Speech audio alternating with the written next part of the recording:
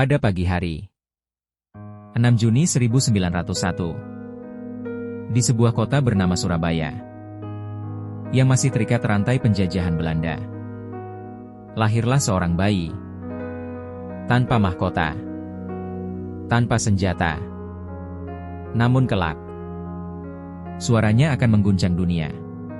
Ia diberi nama Kusno Sosrodihardjo. Tak ada yang tahu bahwa dari tangis bayi itu akan lahir sebuah bangsa merdeka. Sejak kecil, Kusno bukan anak biasa. Matanya tajam, pikirannya gelisah. Ia bertanya tentang keadilan, tentang mengapa bangsanya harus tunduk, tentang mengapa tanah ini bukan milik orang-orangnya sendiri. Pertanyaan-pertanyaan itu adalah benih perlawanan. Ayahnya, Raden Sukemi, menanamkan ilmu dan keberanian berpikir. Ibunya, Ida Ayu Nyoman Rai, menanamkan jiwa dan keteguhan hati. Dari ayahnya ia belajar logika. Dari ibunya ia belajar cinta pada tanah air. Dua dunia menyatu dalam satu jiwa. Di bangku sekolah Belanda, Soekarno melihat ketimpangan.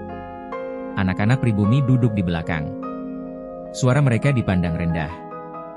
Di sanalah ia sadar, penjajahan bukan sekadar senjata.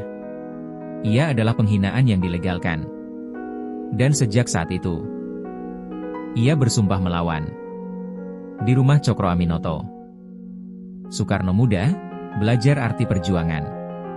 Ia mendengar diskusi tentang Islam, tentang nasionalisme, tentang kemerdekaan. Di sanalah api itu menjadi nyala. Cokro Aminoto pernah berkata, jika kamu ingin menjadi pemimpin besar, menulislah seperti wartawan, dan berbicaralah seperti orator. Soekarno mengingat itu seumur hidupnya. Pidato Soekarno membakar semangat rakyat. Kata-katanya tajam, suaranya lantang. Ia tidak berteriak, namun setiap kalimatnya adalah perlawanan. Namanya mulai dikenal dan mulai ditakuti. Penjajah tak tinggal diam. Soekarno ditangkap, dipenjara, diasingkan.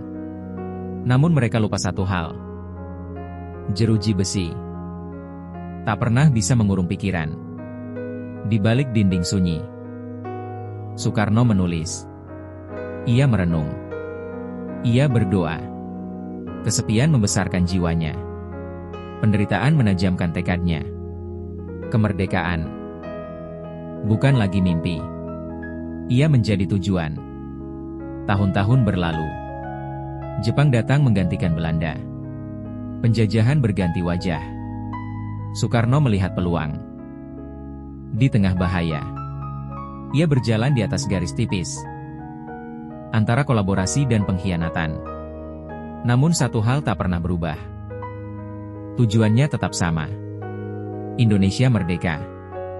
Tahun 1945. Perang dunia mendekati akhir. Jepang mulai kalah.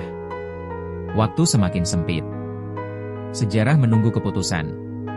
Soekarno tahu, jika ia ragu, kesempatan ini tak akan kembali. Malam itu, Soekarno dibawa paksa oleh para pemuda. Bukan untuk dijatuhkan, namun untuk didesak. Proklamasikan sekarang, teriak mereka. Ini bukan sekadar perbedaan pendapat. Ini adalah benturan generasi. Demi masa depan bangsa. Pagi itu, matahari terbit perlahan. Nafas bangsa tertahan. Tak ada panggung megah. Tak ada pasukan kehormatan. Hanya sebuah rumah. Dan sebuah tekad. Atas nama bangsa Indonesia. Kata-kata itu mengakhiri ratusan tahun penjajahan. Dalam hitungan detik, sejarah berubah arah. Indonesia merdeka. Tangis pecah di mana-mana. Bukan karena sedih, tapi karena bebas. Rakyat berpelukan. Sujud di tanah. Menangis dalam syukur. Inilah harga dari perjuangan panjang. Soekarno diangkat sebagai Presiden pertama Republik Indonesia. Bukan sebagai raja, tapi sebagai simbol perlawanan. Ia berdiri di depan bangsa yang baru lahir. Dengan pidato, dengan visi, dengan keberanian, Soekarno membangun Indonesia. Ia menyatukan yang berbeda, menguatkan yang rapuh. Ia berkata, bangsa besar adalah bangsa yang percaya diri.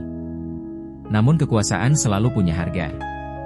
Tekanan politik, konflik ideologi, musuh dari luar dan dalam.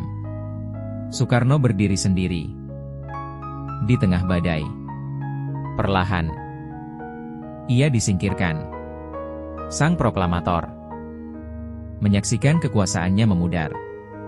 Namun sejarah tak pernah melupakannya. Soekarno menutup mata. Namun namanya tetap hidup. Ia telah memberikan segalanya untuk Indonesia. Soekarno bukan hanya presiden. Ia adalah suara rakyat. Ia adalah api perjuangan. Dan selama Indonesia berdiri, nama itu tak akan pernah mati.